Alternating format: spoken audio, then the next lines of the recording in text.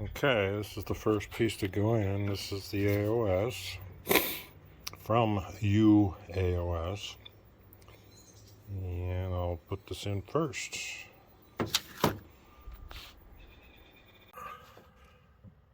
Okay, AOS is in, the bolts are in, tightened up. Don't forget the hose on the bottom there that goes back into the crankcase. There's a hose clamp on it. I got it seated in pretty good. It's hard to get to. Next, we're going to go for the manifold. Okay, front plenum is in, and the intake is in. Little trick is, since the AOS has like a flange on it, probably should have cut that off, but anyhow, you got to put the bolt in the manifold and the intake manifold first, being very careful so it doesn't come out and drop in, because you won't have clearance otherwise. And then put the manifold in place. Keep these a little loose so that you can manipulate it around a little bit. And then once you get that back bolt started, then maybe put one in here just to hold it in place. But that back nut or bolt is a real bear, can't see, and you just have to be very, very patient and do like quarter turn at a time. I use an 8mm small wrench on this one, and then once I got it down far enough so I could have clearance to get this little ratcheting open end, box end, whatever you call them, then I was able to get a few turns on it and got it down. So it's in. Next is putting that expansion tank in, I guess. Hooking up some of these vacuum lines and such. That's my progress so far. Okay, alternators in, and there is the UAOS, and I had to make a couple modifications here on this changeover valve, because this lead coming off the UAOS wasn't going to be long enough. It had it just straight, so I kind of bent it here and brought it over this way a tad.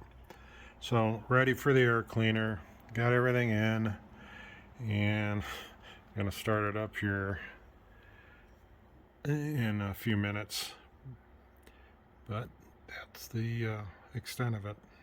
I'll keep you posted. Okay, everything's back together, and now the moment of truth. We're going to start it up, see what happens. Okay, we're ready.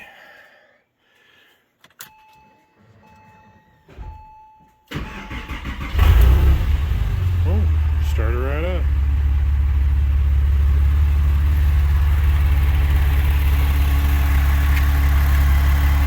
All back together.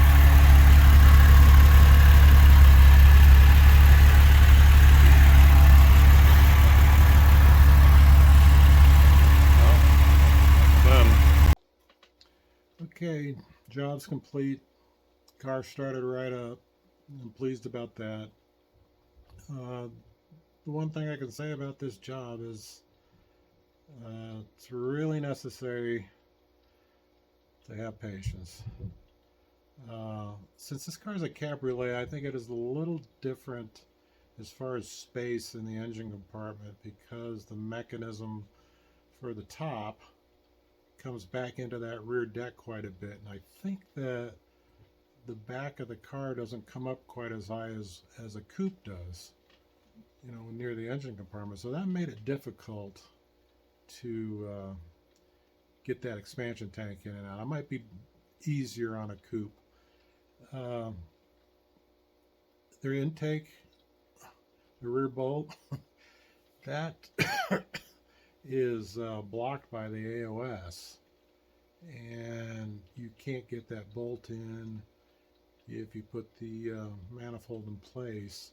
So what I did is I put the bolt into the intake and carefully slid it back in there in place and started the bolt, because you know, the AOS is blocks the top of the bolt. You can't get a ratchet on, so you have to use a open end, and you just have to feel it. You can't see it, and you get like a quarter turn at a time, so it takes a lot of time. At any rate, it's pretty crowded in there now with that UAOS with the accumulator and stuff that comes in towards the front. I had to take it back out because I was trying to get my alternator in, and I probably should have put the alternator in before I put the accumulator on, but I couldn't get the alternator in to turn it enough to get the bolts in, etc., with the accumulator in the way. But at any rate, I'm going to keep my fingers crossed. Hopefully I did everything correctly. I took it for a test ride. Everything's fine. No lights came on. It's not leaking anything. Like I said, it started right up, so that's pleasing. At any rate, we're done. And I saved myself $1,000 in labor by doing it myself. And, you know, it's one of the tougher jobs, that's for sure. Got to take the whole top of the engine off. But I don't know. It would have been $1,200 if I took it to my Indy, but I don't know that he's familiar with the UAOS, so I did it myself.